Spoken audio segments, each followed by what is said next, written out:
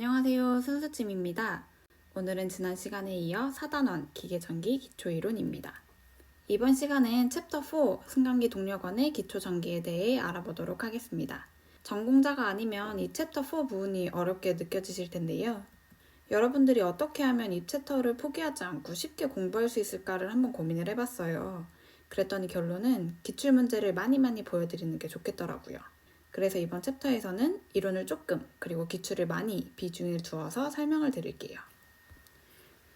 우리가 챕터 4에서 다룰 키워드들은 다음과 같습니다. 전류, 전압, 저항, 전력, RLC 회로, 교류 전력, 정전기와 콘덴서, 자기력, 각종 법칙 모음. 지금은 좀 막막하시긴 할 텐데 어쨌든 영상을 끝까지 보시고 나면 감이 좀 오실 거예요. 먼저 전류, 전압, 저항입니다. 전류는 I, 전압은 V, 저항은 R로 표시를 하는데요. 전류의 단위는 암페어, 전압의 단위는 볼트, 저항의 단위는 옴입니다. 혹시 우리 학교 다닐 때 배웠던 요 오미 법칙 기억나시나요? 이렇게 그림을 그려서 V는 IR, I는 R분의 V, R은 I분의 V 이런 식으로 외웠었는데 이게 승강기 기능사 시험에서 어떤 식으로 출제되는지 문제를 한번 보도록 할게요.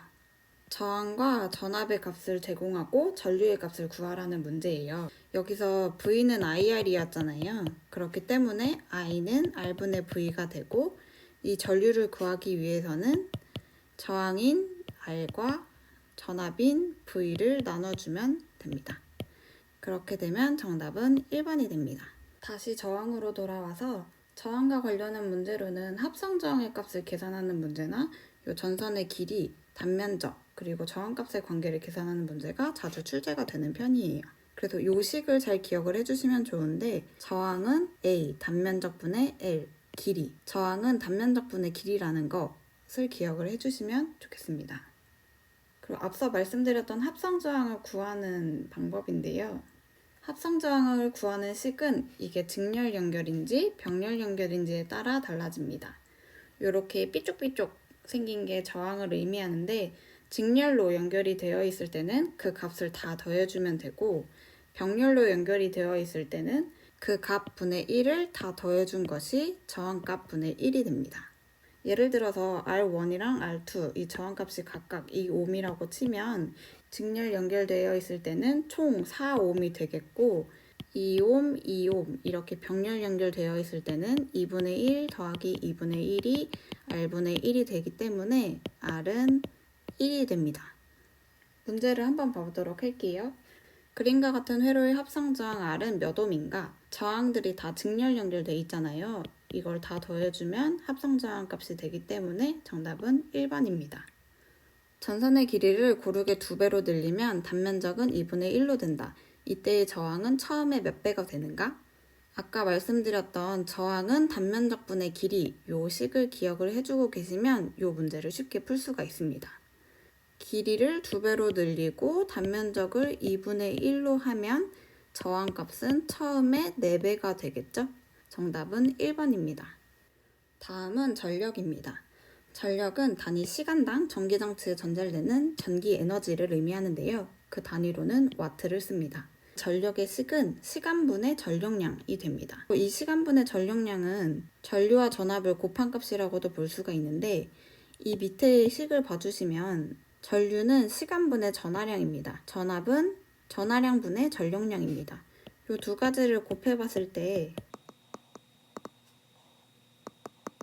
시간분의 전력량이 되기 때문에 P는 전류와 전압을 곱한 값이라고도 볼 수 있습니다. 아까 앞서 오메 법칙에서 V는 IR이었잖아요. 그렇기 때문에 I 제곱분의 R이 될 수도 있고 I는 R분의 V이기 때문에 R분의 V 제곱이 될 수도 있습니다. 문제를 보도록 할게요. 저항 100옴의 전열기에 5A의 전류를 흘렸을 때 전력은 몇 와트인가? 전력량을 구하는 문제입니다. 지금 주어진 값은 저항과 전류예요. 아까 전력의 식에서 P는 T분의 W 그리고 V 곱하기 I가 될 수도 있고 I제곱 곱하기 R이 될 수도 있다고 했으니까 요 식대로 계산을 해보면 전류 5제곱에 저항 100을 곱하면 정답은 2500이 됩니다. 100V를 인가하여 전기량 30쿨롱을 이동시키는데 5초 걸렸다. 이때 전력 킬로와트는? 주어진 값은 전압, 전하량, 그리고 시간입니다. 전력을 구하려면 시간분의 전력량이기 때문에 우리는 이 전력량의 값을 알아야 되잖아요. 아까 앞서 전압은 전하량 분의 전력량이라고 했기 때문에 여기서 전력량은 전압과 전하량을 곱한 값이 됩니다. 전압과 전하량을 곱한 값이 3000이 되기 때문에 5초인 시간으로 나눠주게 되면 600W가 됩니다. 이걸 킬로와트로 변환을 하면 0.6kW가 되기 때문에 정답은 2번입니다. 계산하는 문제는 이런 식으로 좀 유연하게 출제가 되는 편이에요. 식을 간단하게 알고만 있으면 문제를 수월하게 풀 수 있습니다. 감이 조금 오시나요? 다음은 RLC 회로입니다. RLC 회로에서 요 R은 저항을 의미하고 L은 코일, 그리고 C는 콘덴서를 의미합니다. 기본 교류 회로에서 저항 R만 있는 회로는 전압과 전류의 위상이 동상입니다. 코일만 있는 회로에서는 전류가 전압보다 2분의 파이 라디안만큼 늦은 지상의 형태이고요. 콘덴서만 있는 회로에서는 전류가 전압보다 2분의 파이 라디안만큼 앞선 형태입니다.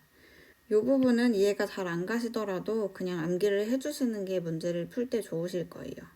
문제가 어떤 식으로 나오냐면 이런 식으로 나오게 됩니다. 교류 회로에서 전압과 전류의 위상이 동상인 회로는 아까 R만 있는 회로가 전압과 전류의 위상이 동상이라고 했기 때문에 1번이 정답이 됩니다. 다시 돌아와서 유도성 리액턴스와 용량성 리액턴스에 대해서 설명을 잠깐 드릴게요. 용어가 되게 낯설고 어렵긴 한데 그냥 쉽게 생각해서 유도성 리액턴스는 코일에서 발생하는 것, 용량성 리액턴스는 콘덴서에서 발생하는 것입니다. 아까 코일은 L이라고 했잖아요. XL 이 작게 붙어있는 게 유도성 리액턴스고 X에 C, 콘덴서가 붙어있는 게 용량성 리액턴스입니다. 유도성 리액턴스는 이런 식으로도 표기를 할 수가 있는데요. 이 앞에 W처럼 생긴 게 오메가입니다. 용량성 리액턴스는 이런 식으로도 표기를 할 수가 있습니다. 리액턴스의 문제는 이런 식으로 출제가 됩니다. 인덕턴스가 5mH인 코일에 50Hz의 교류를 사용할 때 유도 리액턴스는 약 몇 옴인가? 앞서 유도성 리액턴스는 코일에서 발생하는 것이라고 했었잖아요. 그 식은 이런 식으로 생겼는데 유도성 리액턴스는 2의 파이 F 주파수와 인덕턴스를 곱한 값이 됩니다. 계산을 해보면 2 파이 3.14라고 가정하고 주파수가 50Hz라고 했죠. 50을 곱하고 인덕턴스가 5mH라고 했습니다. 밀리헬리를 헬리로 변환을 하면 0.005가 되는데요. 이 오탈자입니다. 0.005 값을 계산했을 때 대략 1.57옴이 됩니다. 정답은 1번. 50 마이크로페럿의 콘덴서에 200V 60Hz의 교류 전압을 인가했을 때 흐르는 전류는 콘덴서이기 때문에 용량성 리액턴스를 활용해서 이 전류의 값을 구하면 될 것 같아요. 앞서 용량성 리액턴스의 식은 이런 식으로 된다고도 말씀드렸고 I분의 V라고도 했습니다. 그렇기 때문에 I는 용량성 리액턴스를 전압으로 나눈 값이 되고 그 식을 정리를 하게 되면 이런 식으로도 표기가 되겠죠? 식을 풀어서 계산을 해보면 2 파이 3.14 곱하기 주파수 60Hz 곱하기 C 콘덴서 값 50 마이크로페럿 마이크로페럿이기 때문에 50 곱하기 10의 마이너스 6승이 됩니다. 그리고 V 전압값 200을 계산하면 대략 3.768이 됩니다. 정답은 2번. 이 리액턴스 부분이 굉장히 어렵고 낯설게 느껴지잖아요. 이런 문제를 푸는 팁은 일단 우리가 요 마이크로 페럿인지 밀리헬리인지 이런 거 단위를 잘 모르잖아요. 일단은 계산을 해보고 가장 비슷하게 생긴 값을 골라주면 될 것 같아요. 어쨌든 뭐 157이 나오던 뭐 1570이 나오던 숫자는 같을 거기 때문에 이런 것들을 잘 모른다고 하시더라도 그냥 스킵해 주시고 똑같이 풀던 대로 풀어주시면 좋을 것 같아요. 만약 진짜 시간이 없다, 막 당장 내일 모레가 시험이다 이러신 분들은 진짜 이 문제랑 똑같이 나올 수도 있으니까 답만 외워주시는 것도 방법이 될 수 있을 것 같아요. RLC 회로를 설명하기 전에 요 RL 직렬 회로와 RC 직렬 회로도 있거든요. 이렇게 뾰족뾰족하게 생긴 게 저항 R이 되고 꼬불꼬불하게 말려있는 게 코일 L이 됩니다. 짝대기 2개 끄어진 게 콘덴서예요. 일단 생긴 건 이렇게 생겼다는 거 알아두시면 되고, 임피던스, 저항의 제곱, 그리고 용량성 리액턴스의 제곱의 루트를 씌워준 값이래요. RC 직렬 회로에서는 저항의 제곱, 그리고 용량성 리액턴스의 제곱의 루트를 씌워준 값이 된다고 합니다. 여기서 역률이라는 단어도 나오는데, 역률은 코사인 세타를 의미하고 그 식은 임피던스 분의 저항, RC 직렬 회로도 동일하게 임피던스 분의 저항이 됩니다. RC 회로나 RL 회로는 이런 식으로 출제가 되는데요. 다음과 같은 회로의 역률은 약 얼마인가? 지금 저항이랑 콘덴서가 있죠. RC 회로입니다. 아까 임피던스는 저항의 제곱 그리고 유도성 리액턴스의 제곱을 루트 씌운 거라고 했잖아요. 계산을 해보면 코사인 세타는 요 값분의 R 저항이 됩니다. 계산을 해보면 9제곱분의 2제곱의 루트 씌우고 그 분의 9가 되는데, 그러면 9, 9, 81, 2, 4 그러면은 루트 85분의 9 대략적으로 0.98이 됩니다. 이거 루트 계산하는 거 어떻게 풀어요? 라고 하실 수 있는데, 시험장에 가보시면 그 모니터상 오른쪽 하단인가 왼쪽 하단에 간이 계산기가 있어요. 그거 활용해서 풀어주시면 됩니다. 요게 바로 저항, 코일, 콘덴서 3개 다 들어간 RLC 회로예요. 여기서 우리가 특이하게 알아둘 것은 유도성 리액턴스와 용량성 리액턴스가 같을 때 임피던스가 최소가 되고 전류가 최대가 된다는 점입니다. 임피던스와 저항값이 같기 때문에 이 코사인 세타의 값은 1이 됩니다. RLC 직렬 회로에서 최대 전류가 흐르게 되는 조건은 앞서 최대 전류가 흐르려면 유도성 리액턴스와 용량성 리액턴스가 같아야 된다고 했잖아요. 이 식을 풀어보면 오메가 L은 오메가 C분의 1이 됩니다. 다르게 풀어보면 오메가 L 빼기 오메가 C분의 1이 0이 된다는 말이겠죠? 정답은 3번입니다.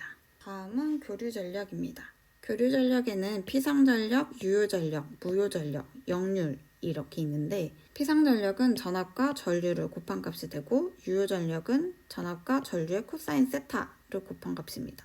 무효 전력은 전압과 전류의 사인 세타를 곱한 값이. 역률 코사인 세타는 피상 전력 분의 유효 전력이 됩니다. 요 각각에 대한 식을 알아두시면 될 것 같아요. 문제는 이런 식으로 출제가 됩니다. 단상교류 전력을 측정하기 위해서 필요한 계측기 중 필요하지 않은 것은, 아까 그 전력, 유효 전력을 측정하기 위해서는 VI 코사인 세타라고 했죠. 전압과 전류, 그리고 역률을 알아야 이 유효 전력을 측정을 할 수가 있습니다. 그렇기 때문에 정답은 4번. 다음은 정전기입니다. 정전기는 정지해 있는 상태의 전기를 의미하는데, 여기 쿨룽의 법칙은 이 뒤에 있는 법칙을 묶어서 설명드릴 때 다시 한번 설명드릴게요. 여기서 우리는 이 가수의 정리를 주목을 해주시면 됩니다. 이 전기력선의 총수인 N은 전하량 Q를 유전율로 나눈 것을 의미합니다. N은 유전율분의 전하량이라는 식을 잘 알아주시고요. 문제는 이런 식으로 출제가 됩니다. 전기력선의 총수, 아까 그 식이 이렇게 생겼었죠. 정답은 4번이 됩니다. 이 표기가 유전율인 걸 잘 몰라도 문제를 풀 수 있게끔 눈으로 이 식을 어떻게 생겼는지 기억을 해주시면 좋을 것 같아요. 다음으로 콘덴서입니다. 콘덴서는 전자회로에 전하를 모으는 장치인데요. 그 단위는 페럿입니다. 콘덴서에서 자주 출제되는 문제로는 평행판 콘덴서의 정전 용량을 계산하는 문제나 아니면 앞서 저항처럼 합성 정전 용량 문제가 자주 출제가 되는 편이에요. 먼저 이 평행판 콘덴서의 정전 용량을 계산하는 식은 극판 사이의 거리 분의 유전율과 단면적을 곱한 값이 됩니다. 그래서 평행판 콘덴서에서 이 단면적을 동일하게 하고 극판 사이의 거리를 2배로 하면 정전 용량은 2분의 1로 줄어들게 됩니다. 문제가 어떤 식으로 출제가 되냐면 이렇게 평행판 콘덴서에 있어서 콘덴서의 정정 용량은 판 사이의 거리와 어떤 관계인가? 아까 콘덴서는 극판 사이의 거리분의 단면적 그리고 유전율을 곱한 값이라고 했죠. 판 사이의 거리인 요 D랑은 반비례 관계가 됩니다. 만약에 이 문제가 판 사이의 거리가 아니라 단면적과 어떤 관계인가 라고 하면 비례 관계라고 체크를 해줘야겠죠? 평행판 콘덴서에 있어서 판의 면적을 동일하게 하고 정전 용량은 반으로 줄이려면 판 사이의 거리는 어떻게 하여야 하는가? 판의 면적 A, 정전 용량 C, 판 사이의 거리 D, C는 D분의 A이기 때문에 면적을 동일하게 한대요. 그리고 정정 용량을 반으로 하고 싶으면 요 극판 사이의 거리는 2배가 돼야겠죠? 그렇기 때문에 정답은 3번. 콘덴서의 합성 정전 용량을 계산하는 방법은 저항이랑 반대라고 생각을 해주시면 돼요. 저항은 직렬 접속일 때 다 더하는 거였잖아요. 반대로 콘덴서는 병렬 접속일 때 전부 다 더해주면 됩니다. 직렬 접속일 때 그 값분의 1, 값분의 1, 분의 1 한 값이 전체 그 더한 값분의 1이 됩니다. 콘덴서 접속 회로의 합성 정전 용량은 아까 병렬이면 다 더한 거라고 했잖아요. 지금은 직렬이랑 병렬 같이 되어 있는 건데 이 부분 먼저 풀어주면 C랑 C를 다 더한 값이기 때문에 2C가 됩니다. 그럼 2C와 2C를 직렬 접속했을 때 값이 얼마인지를 계산을 하면 되거든요. 2C분의 1 더하기 2C분의 1이 합성 정전 용량분의 1이 됩니다. 이 값을 계산을 해보면 C는 1C가 됩니다. 정답은 1번. 정전 용량이 같은 두 개의 콘덴서를 병렬로 접속하였을 때의 합성 용량은 직렬로 접속하였을 때의 몇 배인가? 이걸 그림을 그려서 한번 생각을 해볼게요. 이게 병렬, 요게 직렬이라고 했을 때 값을 각각 1이라고 치면 병렬로 했을 때 총 합성 용량은 2가 되겠죠. 직렬로 계산했을 때 합성 용량은 1분의 1 더하기 1분의 1이 C분의 1이 되기 때문에 C는 2분의 1이 됩니다. 병렬로 접속했을 때의 합성 용량은 직렬로 접속했을 때의 4배가 됩니다. 답은 2번. 다음은 자기력입니다. 자기회로는 자기력선 속에 흐르는 통로를 의미를 하는데 이 자기력선의 성질은 N극에서 S극으로 향한다는 것, 중간에 교차하거나 갈라지지도 않고 끊어지지도 않는다는 것, 그래서 N극과 S극은 분리할 수가 없다는 것이 이 자기력선의 성질이 됩니다. 자기력선 수는 이 표시가 뮤거든요. 뮤분의 m개. 진공 상태에서 자기력선 수는 뮤 제로분의 m개가 됩니다. 여기서 문제는 어떤 식으로 나오냐면 이런 식으로 나와요. 이 진공 중에서 총 자력선의 수는 어떻게 표현되는가 라고 했을 때 아까 뮤 제로분의 m이라고 했잖아요. 그래서 2번이 정답이 됩니다. 만약에 이게 진공 중에서라는 말이 없고 자기력선의 수는 어떻게 표현이 되는가 라고 하면 요걸 골라주시면 돼요. 문제를 보셨을 때 당황하지 않고 이렇게 생긴 것들을 찍어주시면 됩니다. 이런 식으로 자기장의 세기와 관련한 식들도 있는데요. 계산한다기보다는 뭔가 이 식을 고르는 문제들이 많이 출제가 되는 편이에요. 예를 들면 원형 코일 중심점의 자기장의 세기는 이라고 했을 때 앞서 원형 코일의 자기장 세기는 이런 식으로 식이 있었고 ER분의 NI 요것이 정답이 됩니다. 다음은 인덕턴스입니다. 인덕턴스는 코일 주변이나 내부를 통하는 자속의 변화를 방해하려는 성질 또는 그 정도라고 하는데요. 단위는 헨리입니다. 이 자속과 전류는 비례하게 되고 코일을 감은 권수와 자속을 곱한 값은 전류와 비례합니다. 코일을 감은 권수와 자속을 곱한 값은 인덕턴스의 전류를 곱한 값과도 비례합니다. 따라서 식은 이런 식으로 정리를 할 수가 있어요. 요것도 문자를 이미지로 잘 기억을 해주세요. 권수 N의 코일에 I의 전류가 흘러 권선 1회의 코일에서 자속 파이가 생겼다면 자기 인덕턴스는 몇 헨리인가? 문제만 봤을 때는 무슨 내용인지 잘 모르겠어도 보기를 보면 뭔가 익숙한 식이 하나가 있죠? 3번이 정답입니다. 인덕턴스는 코일을 감은 권수와 자속을 전류로 나눠준 값입니다. 다음은 전기와 관련한 요 각종 법칙들입니다. 각각 내용들이 해당하는 파트가 다 다르긴 하지만 어쨌든 문제에서 보기로 이 법칙들이 다 섞여서 나오거든요. 그렇기 때문에 이렇게 한 번에 묶어서 설명을 드리는 게 좋을 것 같아요.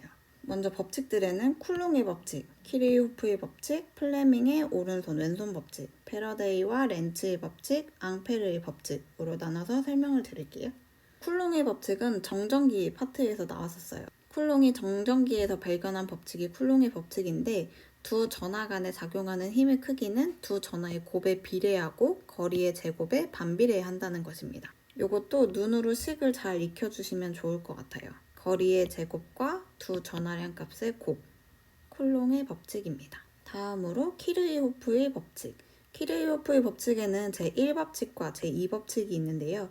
1법칙은 전류의 법, 2법칙은 전압의 법칙입니다. 보통 이 1법칙 문제가 자주 나오는 편인데 들어온 전류량의 합과 나간 전류량의 합이 같다는 것입니다. 이렇게 들어온 값이랑 나간 값이 같다는 거예요.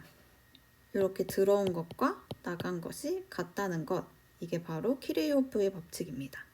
문제는 이런 식으로 출제가 됩니다. 이메일 접속점에 흘러들어오고 흘러나가는 전류의 대수합은 0이다 라는 법칙은 바로 1번 키르호프의 법칙 제1법칙이 되겠죠. 다음은 플레밍의 법칙입니다. 플레밍의 법칙에는 왼손 법칙과 오른손 법칙이 있는데요. 왼손 법칙은 전류가 흐르는 도선이 자기장 속을 통과해서 힘을 받을 때 그 힘의 방향에 관한 법칙입니다. 오른손 법칙은 전자유도에 의해서 생기는 유도전류의 방향을 나타내고 운동 도체가 자기장 내에서 기전력을 발생합니다. 이 각각의 키워드들을 잘 기억을 해주세요. 그래서 왼손 법칙은 요 엄지가 힘이고 검지가 자기장, 중지가 전류가 됩니다. 오른손 법칙에서는 엄지가 운동 방향, 검지가 자기장, 중지가 유도 기전력이 됩니다. 이 문제가 어떤 식으로 나오냐면 이렇게 자기장 내에서 운동 도체에 의해 발생하는 기전력과 관련 있는 법칙은 아까 운동 도체랑 기전력은 오른손 법칙이라고 했죠. 정답은 2번.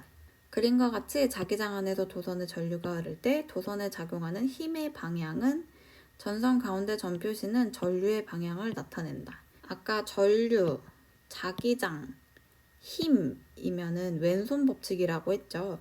검지가 자기장의 방향이기 때문에 N극에서 S극으로 가게끔 손가락을 놓고 본다면 요 A의 방향이 힘의 방향이 되겠습니다. 정답은 1번.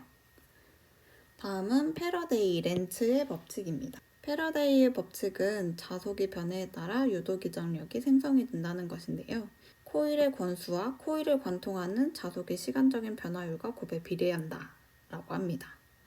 무슨 얘기인지 잘 모르겠죠. 그냥 여기서 잘 기억해둬야 될 건 이 코일의 권수, 그리고 뭐 자속의 세기, 시간 이런 얘기가 나오면 패러데이 법칙이 정답이. 이 렌츠의 법칙은 이 패러데이의 법칙의 방향을 정한 법칙입니다. 문제는 이렇게 출제가 됩니다. 유도기전력의 크기는 코일의 권수와 코일을 관통하는 자속의 시간적인 변화율과 곱에 비례한다는 법칙은 무엇인가? 아까 코일의 권수, 자속의 세기, 시간 이런 거 나오면 패러데이라고 했죠. 정답은 1번입니다. 마지막으로 앙페르의 법칙입니다. 앙페르의 오른나사의 법칙, 어디서 얼핏 들어본 것 같지 않으세요? 이 전류의 방향과 자기장의 방향을 오른나사에 대응시킨 법칙입니다. 간단하게 알아두시면 될 것 같고 이 법칙들을 한 번씩 다시 한번 짚어보도록 할게요. 먼저 쿨롱의 법칙은 정전기 부분에서 나오는 거였죠. 두 전하의 곱에 비례하고 거리의 제곱에 반비례한다는 거. 키르호프의 법칙은 제1법칙과 2법칙이 나눠지는데 1법칙, 전류의 법칙에서 나간 거랑 들어온 거랑 같다는 거. 그래서 그 대수의 합이 0이 된다는 거였습니다. 플레밍의 오른손 법칙은 운동 방향, 자기장, 기전력 이 하나의 키워드가 됐고 왼손 법칙은 전류, 자기장, 힘 이 키워드가 됐습니다. 패러데이의 법칙은 코일의 권수, 자석의 세기, 시간이었고요. 렌츠의 법칙은 요 패러데이 법칙의 방향성을 정한 것이었습니다. 앙페르의 법칙은 옳은 나사를 생각을 해주시면 되고 그 전류의 방향이나 자기장의 방향과 관련이 있었습니다. 이렇게 한눈으로 정리를 하니까 대략적으로 문제가 나왔을 때 어떤 식으로 풀어야 될지 감이 조금 오시지 않으세요? 챕터 4가 포기하기도 되게 쉽지만 어쨌든 똑같은 문제가 반복해서 많이 나오는 편이기 때문에 이번 영상에서 소개해드렸던 기출 문제만 잘 이해하시고 풀 수 있으면 시험장에서 많이 맞추실 수 있을 것 같아요. 다음 영상은 챕터 5 승강기 구동 기계기구 작동 및 원리부터 설명을 드리도록 하겠습니다. 수고하셨습니다.